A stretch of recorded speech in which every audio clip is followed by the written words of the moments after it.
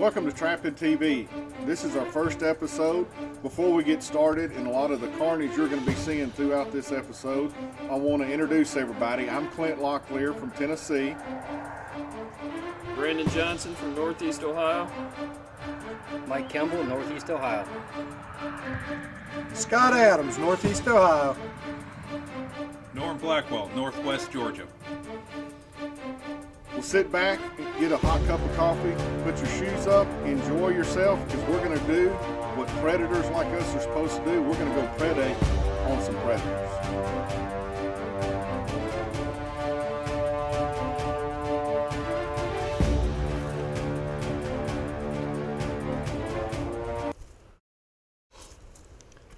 Well, welcome to Trapping TV.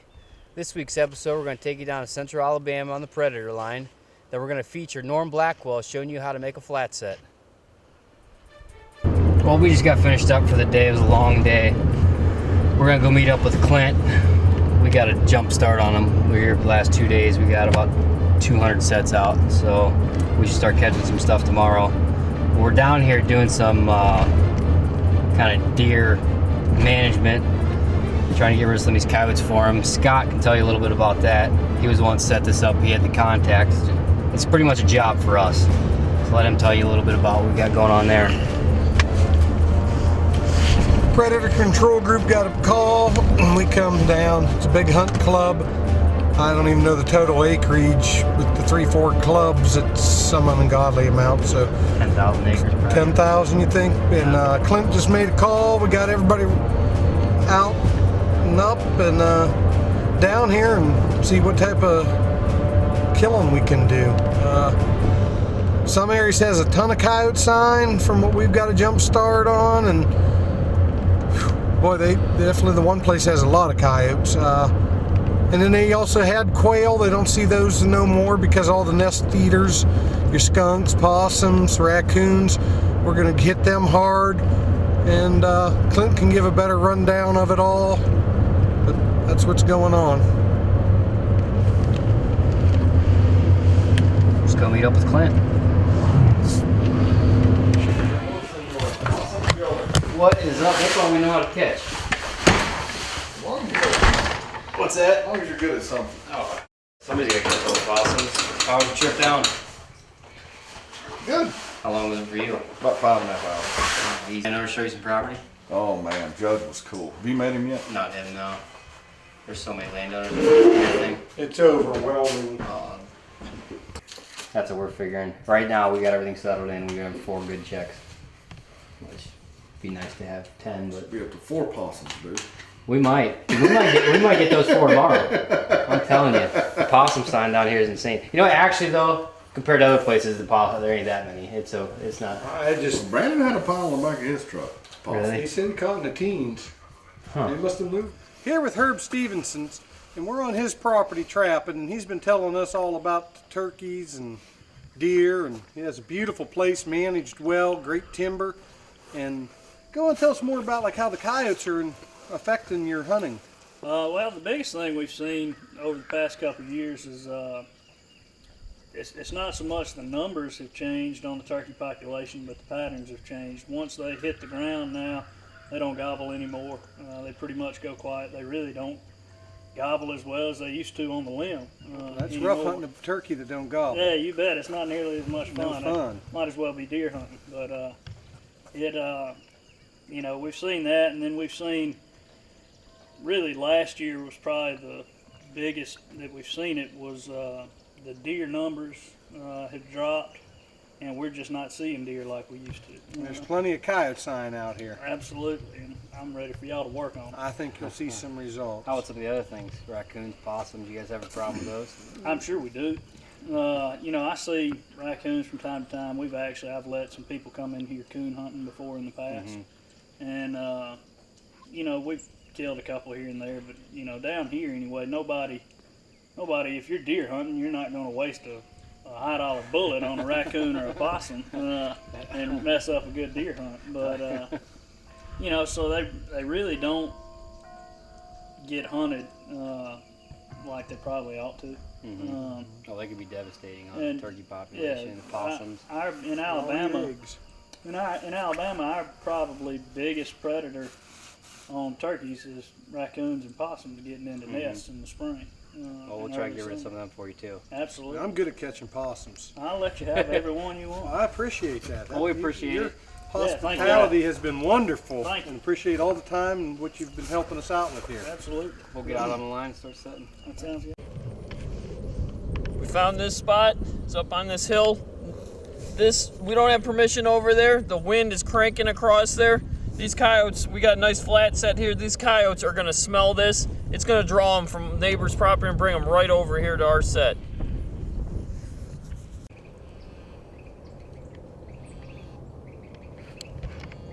Hey, this is Norm.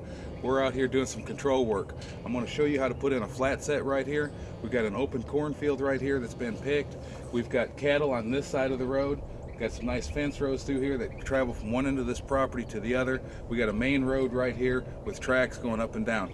Right here is going to be a nice spot to put a flat set in. I'm going to show you how to do that.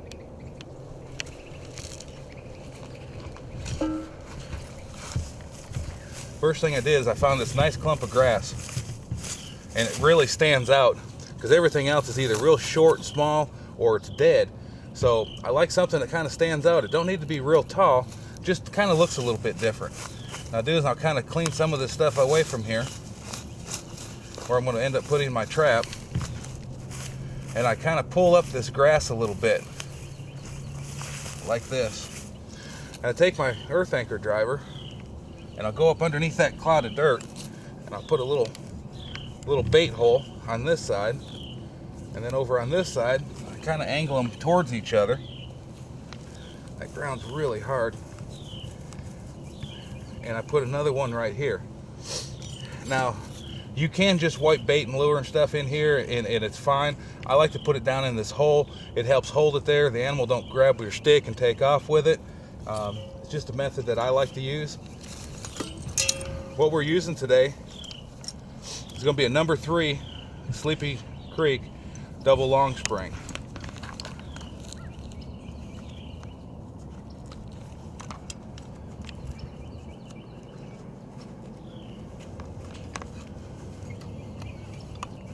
Now you can see that's got a big pan on it.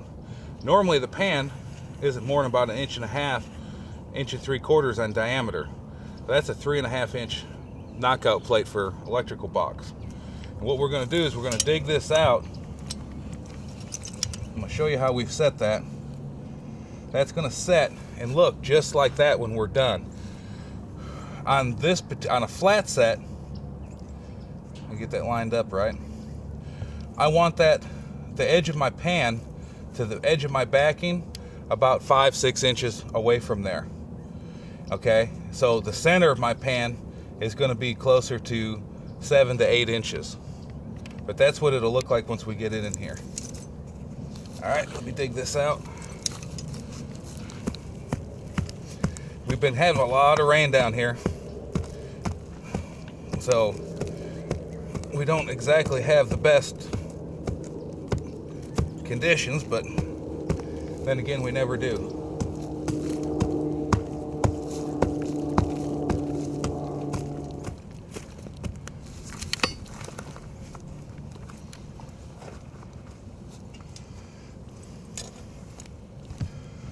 All right, that's going to fit down in there pretty good.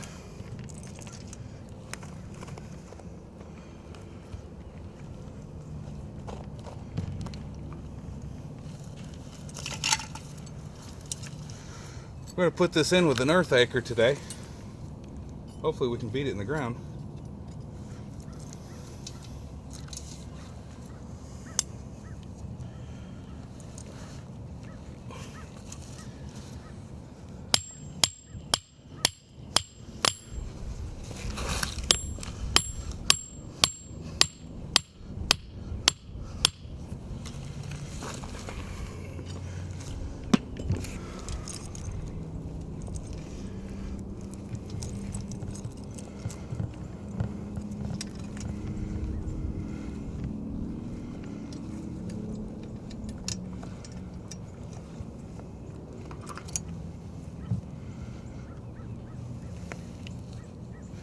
Okay, trap's in there.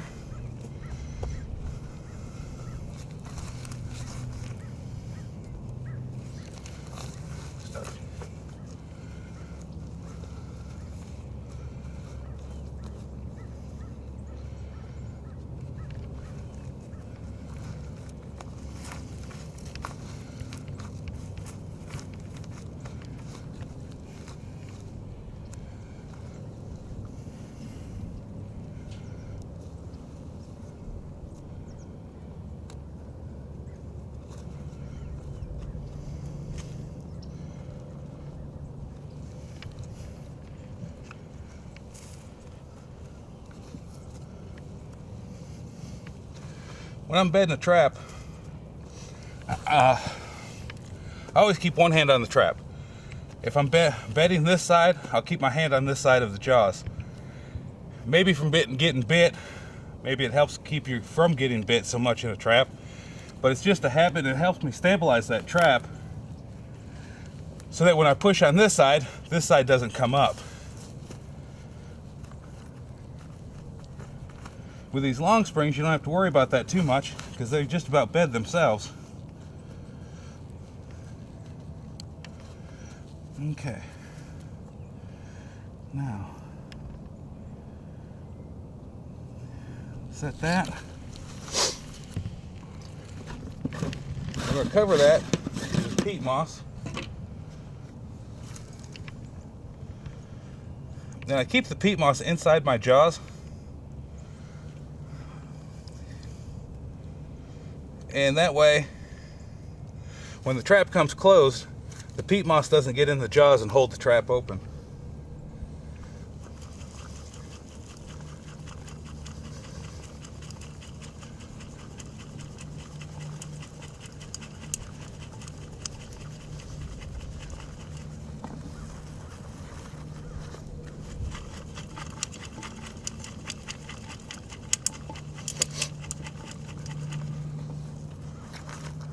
Okay.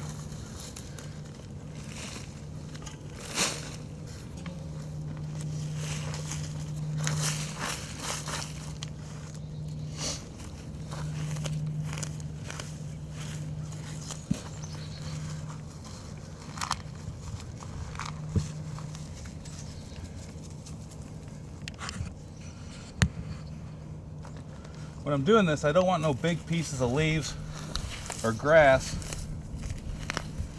Just kind of small pieces, so when you get them, break them up.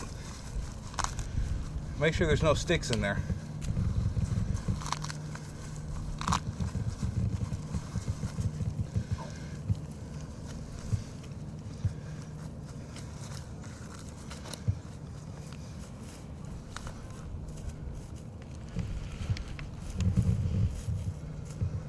Make sure both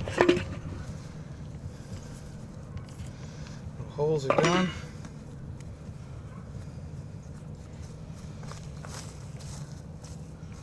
You see that kind of blends in with the rest. There's a lot of dirt patches and stuff right here, so that'll blend in real well.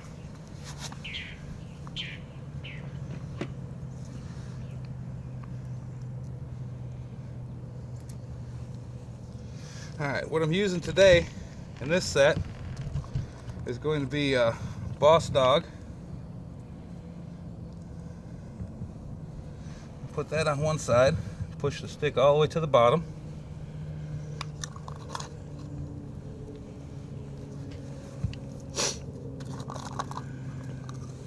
And we're going to put a little gator bait on the other side.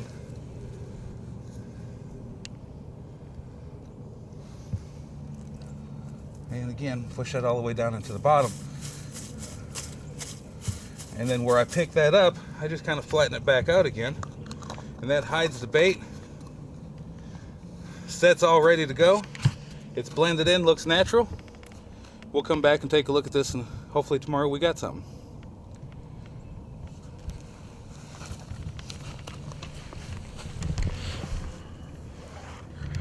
Okay, I want to show everybody the difference between coyote tracks and dog tracks. So when you're out scouting, you've got an idea what you're looking at. This is a dog track. Look how it's spread out through here. This right here is a coyote track. if you'll see, it almost makes a triangle in shape, and the two front toes are only about 3/8 of an inch apart. When you look at the dog track, it's spread out. See, now this dog over here, it's probably the same dog's coming back. See how this is spread out? And then you have a coyote track again, which is smaller. So when you're looking, you'll be able to know if it's a hunting dog or whatever, or a coyote, which is you're after.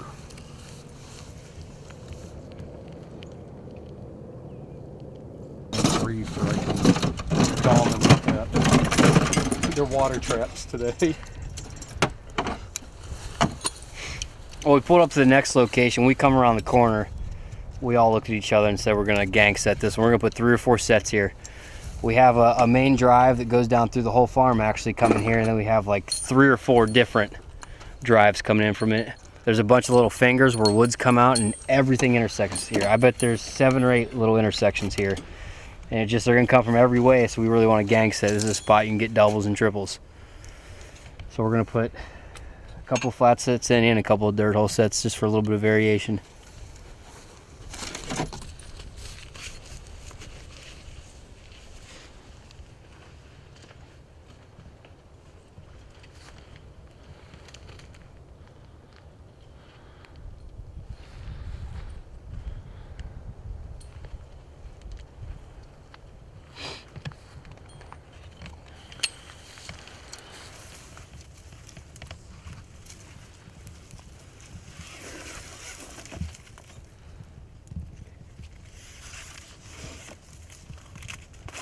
As simple as that.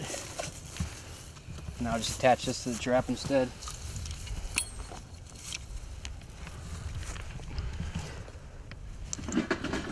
Stake off.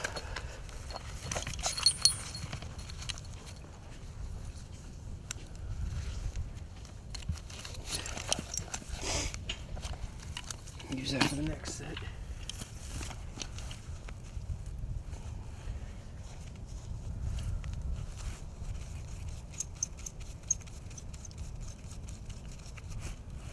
This is just quick, easy. That cable, I mean, it don't scare off coyotes. I'm gonna bury it as much as I can and hide it as much as I can. But it ain't something you really have to worry about. I'll make a little trench to get rid of all that stuff in. And I usually only go back a couple feet away. Once that cable's back there, it ain't gonna matter.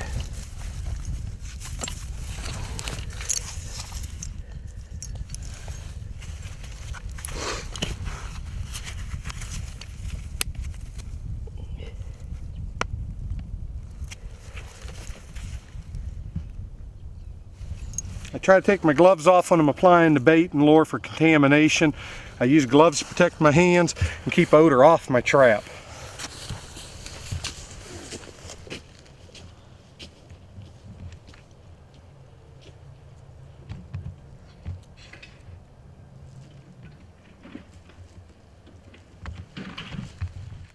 Why is cameraman peeing on your set? Whose side is he on?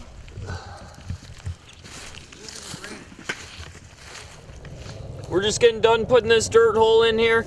We got 5 rows of barbed wire coming in right here. That's the reason I chose to put this set in here. You can see where the coyotes are coming under the fence. There's a pond right behind us. It's just a great location. Many different intersections here. Plus, we're in a cattle pasture. The cattle are giving birth, so the coyotes are attracted to that, and just a great location. I'm gonna get this set baited, and we're gonna move on and get some more sets up.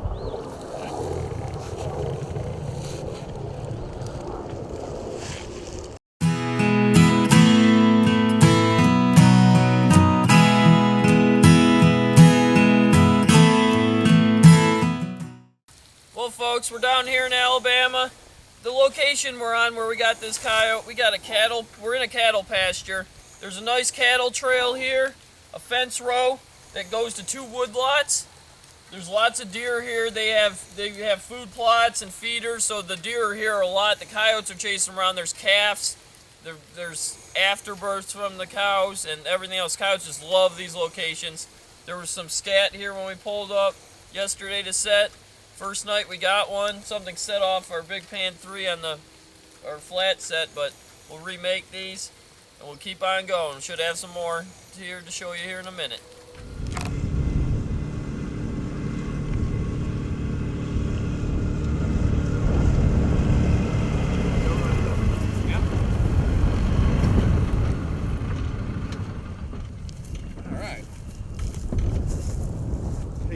We have got a classic coyote location for anybody that's going to be in the south and lots of parts of the eastern part of the country.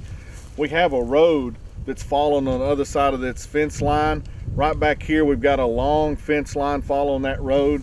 We've got another fence line, and it's all leading right here, right where that coyote set was at. I mean, everything comes right here.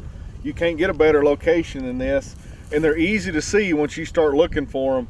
And the coyotes, you don't know which way they're going to be coming, but they will follow this cover just like someone trying to sneak through an area, because that's where their food is, and the deer hunters may be taking pop shots at them, so they're always wanting to have cover.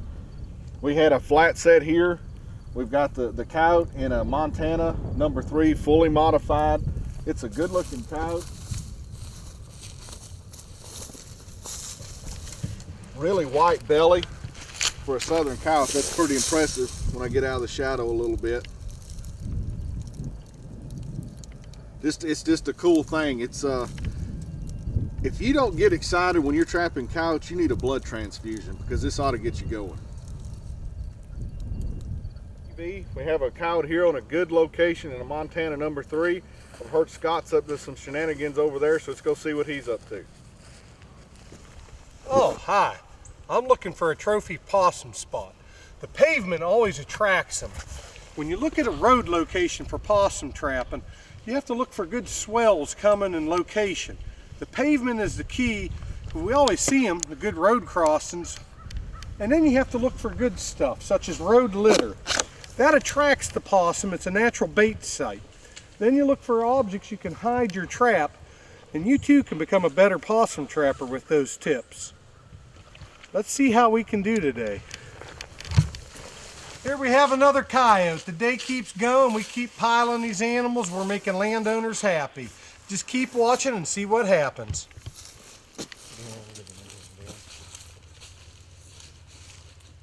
Why are you guys looking at me?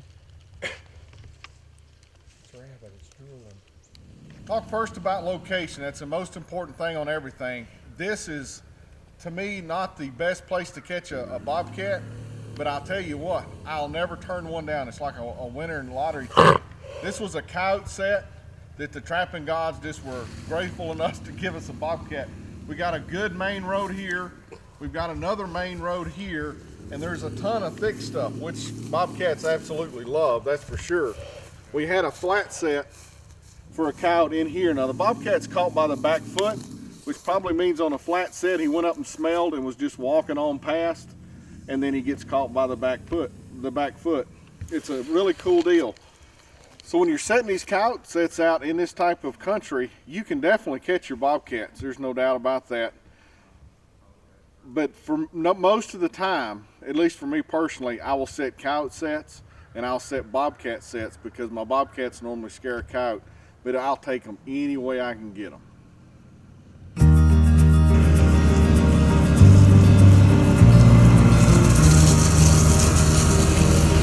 Hope you enjoyed the carnage, because we're going to pile them up again next week.